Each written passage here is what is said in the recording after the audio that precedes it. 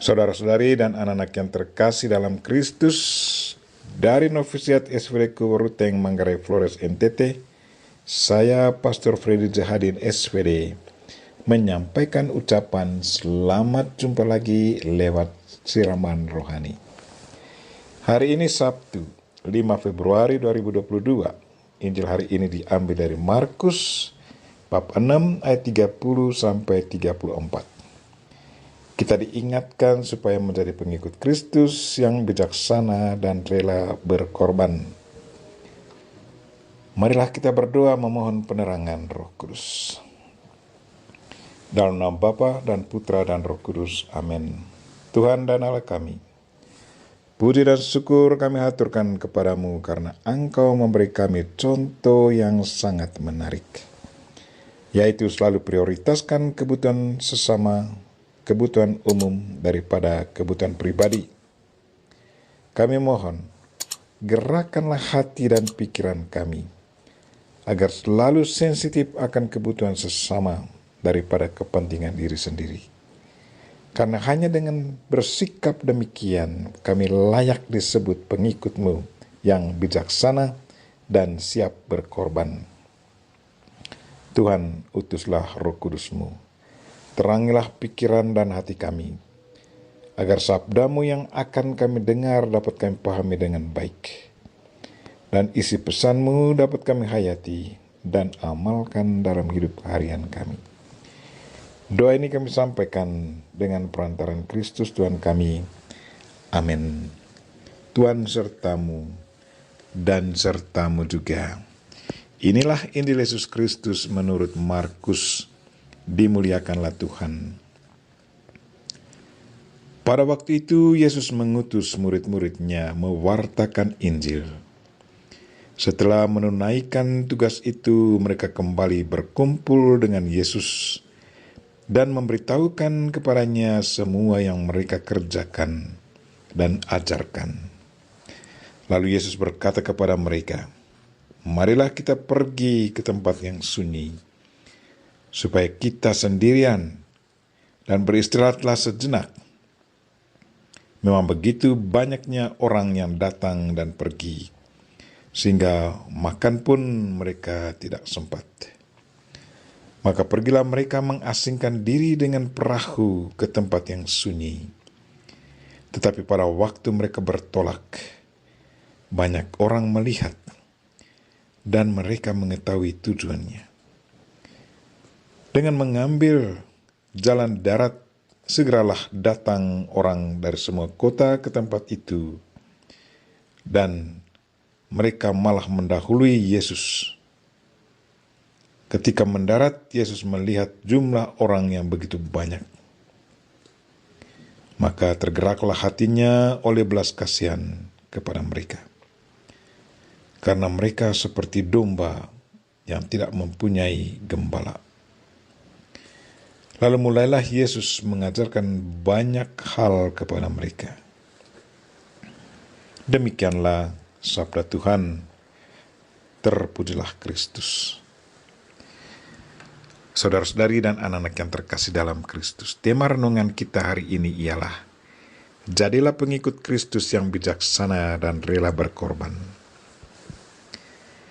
Injil hari ini menceritakan kepada kita akan ketegangan antara keinginan untuk beristirahat, keinginan pribadi, dengan melayani sesama kebutuhan orang lain. Sesudah para muridnya kembali dari pastoral dan membagi pengalaman pastoral mereka, Yesus mengajak mereka untuk beristirahat sebentar. Katanya kepada mereka, "Marilah ke tempat yang sunyi, supaya kita sendirian dan beristirahatlah sebentar." Yesus menghendaki agar para muridnya menginternalisir pengalaman pastoral mereka. Dalam kesunyian merenungkan kembali apa yang sudah dibuat selama pastoral.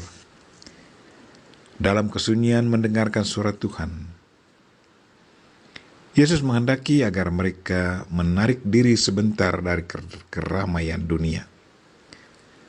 Ajakan Yesus disambut dengan senang hati. Sekarang mereka dihadapkan dengan situasi sosial. Banyak orang mencari Yesus. Mereka butuh bantuan Yesus. Menyaksikan keadaan mereka, Yesus sungguh merasa kasihan dengan mereka.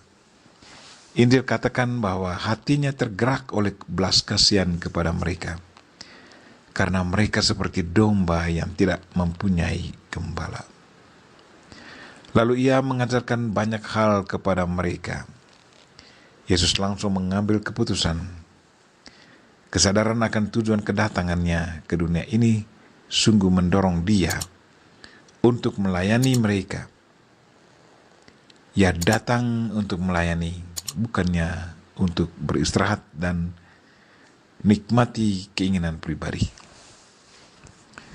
Dengan ini Yesus Kristus mau mengingatkan sekaligus mengajar para muridnya untuk bersikap bijaksana dan berkorban demi keselamatan sesama.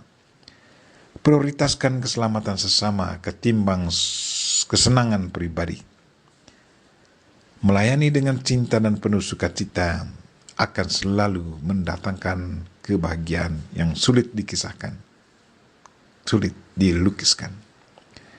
Semakin kita melayani sesama dengan penuh cinta dan menyaksikan kebahagiaan mereka yang dilayani, maka kekuatan pun bersemi di dalam diri kita.